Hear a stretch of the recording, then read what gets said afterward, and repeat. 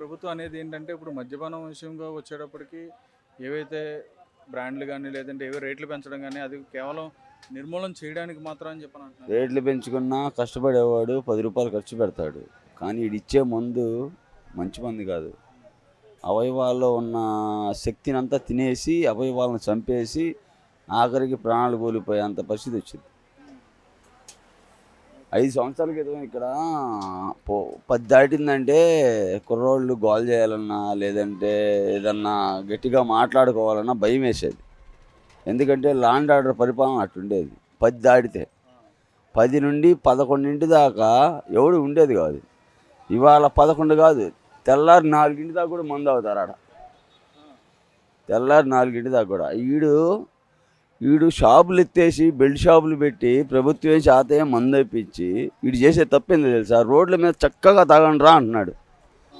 వీడు మందు రేట్లు పెంచింది కాక నా వైన్ షాప్ ముందు కూర్చోవద్దు తాగొద్దు అంటున్నాడు. ఏడకు పోయి తాగుతున్నాడు?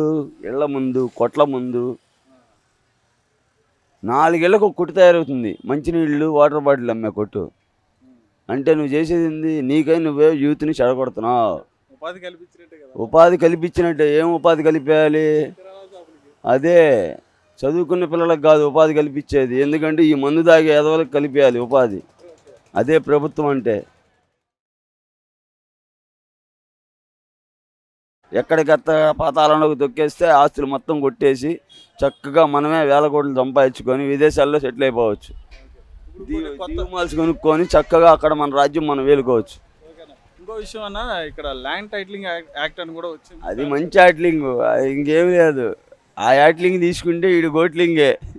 ఓకే, అయితే పూర్తిగా ఇప్పుడు రాష్ట్రంలో ఏ ప్రభుత్వం ఉంటే ఈ మీరు అనుకున్న అన్ని కూడా నెరవేరుతాయని చెప్పి ఏదైనా సరే మంచైనా చెడైనా చంద్రబాబు ప్రభుత్వం ఏమైందంటే లాండ్ ఆర్డర్ పరిపాలించింది. మంచి చేసేవాడికి మంచి జరిగిద్ది, చెడు చేసేవాడికి వాడిని ఖండించడానికి చంద్రబాబే కరెక్ట్.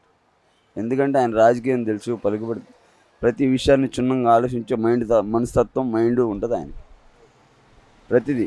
ఎందుకంటే నేను యాజ్ ఎ రాజధాని సచివాలయ గ్రేటర్ సచివాలయం మన రాజధానిలో అమరావతిలో నేను వర్క్ చేసినాను. 10 దాటిన తర్వాత అక్కడ నుండి నేను గుంటూరు రావడానికి భయపడేవాడిని. అమ్మో నన్ను ఎక్కడ ఆపుతారో పోలీస్ అని. నాకు ఒక కార్డు ఉండేది, సచివాలయంలో వర్క్ కార్డు ఉండేది, ఎంప్లాయ్ కార్డు. వర్క్ అంటే రోజువారీ కూలి కార్డు. నా ద్వారా 5గురు ఉండేవాళ్ళు. 5గురు పనిచేసి ఆ కార్డు ఉంటే నన్ను పంపించేవాళ్ళు. లేదని తెల్లారిందాక అక్కడ బీటోళ్ళు కూర్చోబెట్టేవాళ్ళు. తెల్లారి నాకు ఎవరికో ఒకరికి ఫోన్ చేస్తేనే నన్ను పంపించేవాళ్ళు. ఇవాళ ఏమవుతుంది? నైట్ 10 అయితే చాలు, 10 దాటిందంటే వైన్ షాప్కి వెళ్ళి పిచ్చి కోటలు తెచ్చుకోవడం, 170 రూపాయలు 180 రూపాయలతో ఆడ కూర్చొని తాగడం. శుభ్రంగా కూలింగ్ వాటర్ బాటిల్ అమ్ముకునే వాళ్ళు బాగుపడుతున్నారు. వాళ్ళు ఏంది ఈ సంవత్సరానికి ఇంకో బిల్డింగ్ వేస్తున్నారు, వచ్చే సంవత్సరానికి వాళ్ళు బిల్డింగ్లు వేసుకుంటున్నారు. కానీ వీడు చచ్చిపోయే సంగతి చూడట్లా. వీడు మద్యపానం ఎత్తేస్తా అన్నాడు. ఏం ఎత్తేసాడు చెప్పమంటావా? మద్యపానం కాదు ఎత్తేసింది, మనుషులు ప్రాణాలు ఎత్తేస్తున్నాడు. ఇసుక వీడి దరిద్రపకాలు కరెక్ట్గా గెలిచాడు. 2019లో దరిద్రపకాలు పెట్టాడు. బిల్డింగ్ వర్కర్ని, నేను ఫ్లోరింగ్ వర్కర్ని. కరెక్ట్గా 6 నెలలు పనుకున్నా. ఈ నా కొడుకుని ఇంకా కనీసం 60 సంవత్సరాలు కూడా కనపడకుండా చేస్తాం. 60 సంవత్సరాలు కనపడి 6 నెలలు పనుకున్నాను నేను పనులు లేక, ఇసుక లేక.